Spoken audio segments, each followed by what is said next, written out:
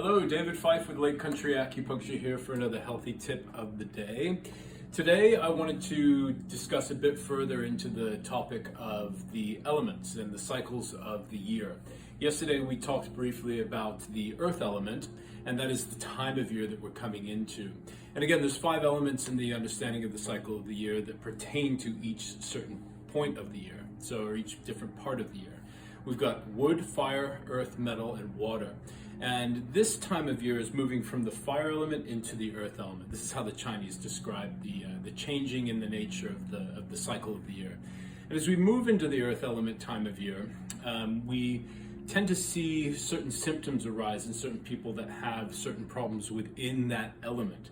And when we talk about the earth element, primarily we're talking about problems that arise from the digestive function in the body, spleen, stomach, pancreas, and intestinal function.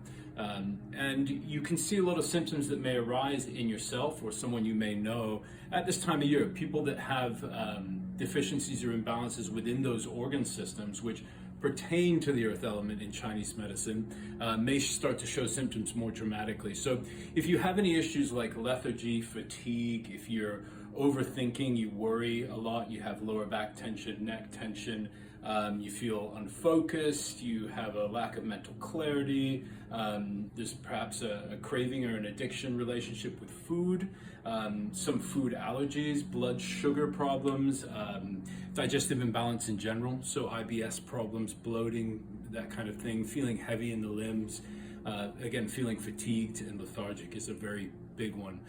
So all those symptoms kind of fit into the category of the earth element in Chinese medicine, but really what we're looking at from a scientific perspective is the digestive function. So gut flora, digestive motility, the movement of food through the body, the processing and transformation of food into energy. And if these systems are weak, a lot of those symptoms that I just mentioned can show up. So a great way to counter this obviously is with the acupuncture techniques we use, Chinese herbal medicine, and dietary changes, certain protocols there. But also getting out in nature is huge, and it's underrated.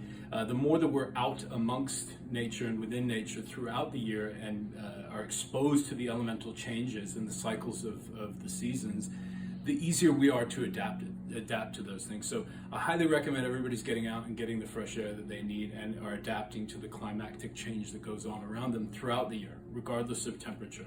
You can always wear more clothes, So anyway, that's today's healthy tip is, number one, if you have any of those symptoms, let us know and we can do a lot for you.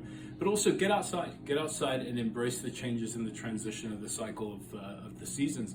And it's a pretty safe bet that we're moving into the earth element time of season, the late summer, when you see the sunflowers begin to bloom. So there's a lot of that going on. Go out and enjoy it. We'll see you next time for another healthy tip. David Fife, Lake Country Acupuncture. See you next time.